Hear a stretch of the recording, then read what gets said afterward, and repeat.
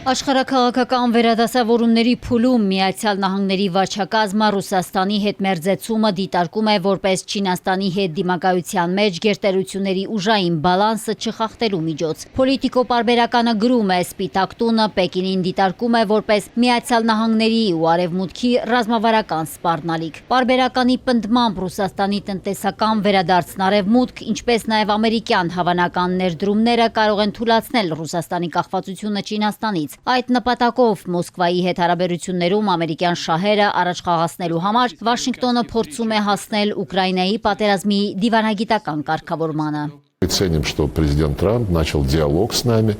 Մենք գնահատում ենք, որ նախագահ Թրամփը երկխոսություն է սկսել Ռուսաստանի նախագահ Վլադիմիր Պուտինի հետ։ Մենք նաև շփվում ենք այլ մակարդակներում պետքարտուղարի հետ։ Ռուսաստանի նախագահի օգնականը հանդիպում է նախագահ Թրամփի հատուկ ներկայացուցչին։ Մենք փոխըմբռնում ունենք, որ Ռուսաստանը եւ Միացյալ Նահանգները հսկայական հեռանկարներ ունեն փոխշահավետ տեխնոլոգիական, էներգետիկ եւ այլ նախագծերում, բայց իրականում ոչինչ տեղի չի ունենում։ Իրականում բացի այս կանոնավոր երկխոսությունից, որը նորմալ է մարդկանց եւ պետությունների հաղորդակցության դեպքում, մնացած ամեն ինչ նույնն է, ինչ նախաձեռնել էր Ջո Բայդենը։ Նրա նախագահության ընթացքում Ռուսաստանի դեմ ընդունված բոլոր պատժամիջոցները ուժի մեջ են։ Ավելին, Թրամփի վարչակազմը ձեռնարկում է իր նախաձեռնությունները Ռուսաստանին տնտեսապես պատժելու համար։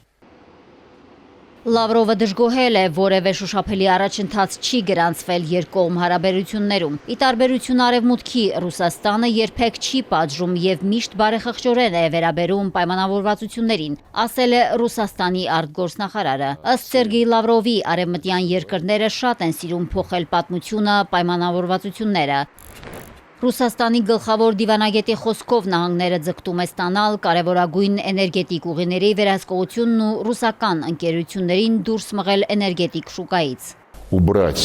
Лукойл и Роснефть. Ամերիկան ցանկանում է Լուկոյլն ու Ռոսնեֆտը հեռացնել բոլոր միջազգային շուկաներից։ Վաշինգտոնն ընդունել է մի շարք ռազմավարական փաստաթղթեր, որոնցից մեկում նշված է Միացյալ Նահանգների համաշխարհային էներգետիկ շուկաներում գերիշխելու անհրաժեշտությունը։ Հիմա բոլորը բացահայտ ասում են, որ Վենեսուելան գործակցում է Միացյալ Նահանգների հետ, եւ նրա ազգային նավթային ընկերությունն իր գործունեությունը կառուցում է Վաշինգտոնի հետ համակարգված։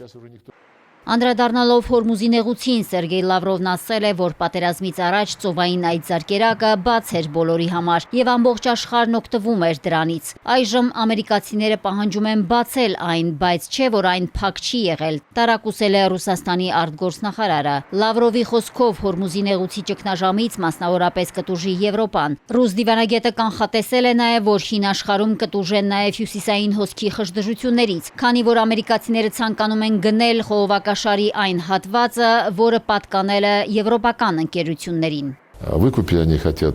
раз в 10 дешевле, чем. Նրանք ուզում են գնել եվրոպացիների ներդրած գումարից 10 անգամ ավելի էժան, եւ եթե դա հաջողեն, կստիպեն գերմանացիներին վերականգնել իրենց ազգային արժանապատվությունը եւ ասել. «Լավ, մենք կօգտագործենք այս խողովակաշարը»։ Սակայն գները չեն լինի Ռուսաստանի եւ Գերմանիայի համաձայնագրերի արդյունք։ Գինը արդեն կթելադրեն ամերիկացիները, որոնք կգնեն այս խողովակաշարը եվրոպացիներից։ Նրանք ուզում են վերցնել նաեւ Ռուսաստանից Եվրոպա ձգվող Ուկրաինայի տարանցիկ գազատարը, որպեսզի այդ հոսքերը նույնպես վերահսկեն։ Ռուսական էժան նավթ չգնելու համար մի շարք երկրների վրա ճնշումներն ըստ Լավրովի գաղութատիրական շահագործման մեթոդներ են։ Պեկին ուղևորվելու պահին Սպիտակ տան մոտ ասուլիսի ժամանակ Միացյալ Նահանգների նախագահն անդրադարձել է Ռուսաստան հավանական այցին, նշել է այն դեպքում, երբ անհրաժեշտ լինի հանգուցալուծել Ուկրաինայի հակամարտությունը։ Ես կանեմ ամեն ինչ անհրաժեշտ է, կարգավորել եմ 8 պատերազմ, հավատաք թե ոչ, այս մեկի կարգավորումն ավելի է մոտենում։ Ի վերջո մենք կհասնենք Ռուսաստանի եւ Ուկրաինայի պատերազմի կարգավորմանը։ Մեդիայի ներկայացուցիչների հետ շփման ժամանակ Դոնալդ Թրամփը հերքել է տեղեկությունը, որ Պուտինի հետ պայմանավորվածություն ունի ամբողջ Դոնբասը Ռուսաստանի վերահսկողությանը հանձնելու մասին։ Մարիկ Օստանյան, Էպիկենտրոն։